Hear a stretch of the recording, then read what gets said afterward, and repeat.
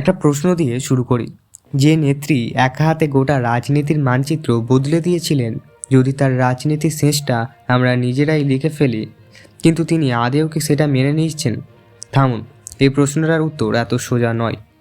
আজ পশ্চিমবঙ্গের রাজনীতিতে একটা কথা বারবার শোনা যাচ্ছে, এটাই কি মমতা ব্যানার্জির শেষ ট্রাম? কিন্তু প্রশ্নটা আসলে আরও গভীর। শেষ কার চোখে? বিরোধীদের, মিডিয়ার, নাকি আমাদের? এবার পিকনিক টিকনিক হবে না, পিকনিক একবারে 2026-এ জেতার পরে হবে। মমতা ব্যানার্জি এই নামটা শুধু একজন মুখ্যমন্ত্রী নয়, এই নামটা একটা রাজনৈতিক ফেনোমেনন। 34 বছরের বাম শাসন ভেঙে যিনি ক্ষমতায় এসেছিলেন, তিনি শুধু সরকার বদলাননি, তিনি বদলে দিয়েছিলেন পাওয়ার ডাইনামিক্স। কিন্তু প্রশ্ন হলো, যে মানুষটা সিস্টেম ভেঙে উঠে এসেছিলেন, সে কি আজ নিজেই সেই সিস্টেমের অংশ? লক্ষ্য করলে দেখবেন গত কিছু বছরে তিনটে জিনিস একসঙ্গে ঘটছে।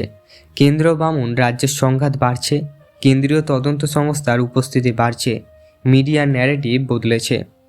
আর এখান থেকেই জন্ম নেয় একটা লাইন, এটাই মমতা শেষ ইনিংস। কিন্তু রাজনীতিতে শেষ শব্দটা খুব বিপজ্জনক। খোলাখুলি কেউ বলে না, কিন্তু সবাই ভাবে। বয়স, স্বাস্থ্য, চাপ।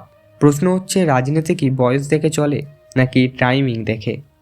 ইতিহাস দেখলে বোঝা যাবে, অনেক নেতা তখনই সবথেকে বিপজ্জনক হন যখন সবাই ধরে নেয় তিনি শেষ হয়ে গেছেন।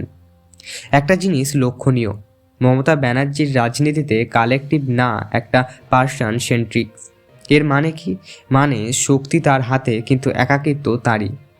আর রাজনীতিতে একাকিত্ব সবথেকে বড় ঝুঁকি।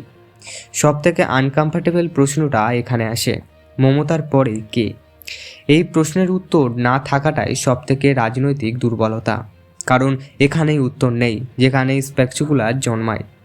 মিডিয়া বলে মমতা কারাপ্টেড, কিন্তু গ্রাউন্ড রিয়েলিটি বলে তিনি এখনও ভোট জানেন, তিনি এখনও ন্যারেটিভ ঘোরানো জানেন, তিনি এখনও ইমোশনাল কন্ট্যাক্ট জানেন। তাহলে প্রশ্ন, আমরা কি মিডিয়ার গল্প শুনছি নাকি বাস্তবটা দেখছি? হুইল চেয়ারে বসে প্রচার, রাস্তায় পড়ে গিয়েও মিছিল, একলা লাইনের ছবি, এই ইমেজ স্বাভাবিক না পারফেক্ট? যদি পারফেক্ট হয় তাহলে সেটা দুর্বলতার লক্ষণ নাকি চূড়ান্ত কৌশল? মানুষ একটা ভুল করে, তারা ভাবে রাজনীতি ইকুয়াল টু লজিক, কিন্তু রাজনীতি আসলে ইমোশনাল, টাইমিং আর ফেয়ার। আর মমতা ব্যানার্জি এই তিনটেরই দক্ষ। একবার ভাবুন, যদি এটা শেষ না হয়, যদি এটা 10 সেন্টস না হয়, যদি শেষ মুখ্যমন্ত্রী ন্যারেটিভ এটাই ট্র্যাপ হয়। রাজনীতিতে যাকে সবাই শেষ বলে, সে অনেক সময় পরের মুভিতে জন্য প্রস্তুত হয়। তাহলে প্রশ্নটা আবার ফিরে আসে, মমতা ব্যানার্জি কি সত্যি শেষবার মুখ্যমন্ত্রী, নাকি আবার শুধু এমন একটা গল্প বিশ্বাস করতে চাই যেটা আমাদের সহজ লাগে? ইতিহাস বলে শেষ অধ্যায়ে কেউ নিজে লেখে না, কিন্তু কেউ কেউ শেষ পাতাটাও নিজের মতন করে ঘুরিয়ে দেয়। মমতা ব্যানার্জি কোন দল? এই প্রশ্নের উত্তর আজ না হয় কাল মিলবে, কিন্তু তার আগে তোমরা কি মনে হয়? শেষে লিখো, শেষ না আরও বাকি। কারণ রাজনীতিতে সবথেকে ভয়ঙ্কর অংশটা সেই, যাকে সবাই শেষ ভেবে নেয়। আশা করব এই ভিডিওটি ছোট করে করলাম, কেমন লাগলো প্লিজ বলবেন।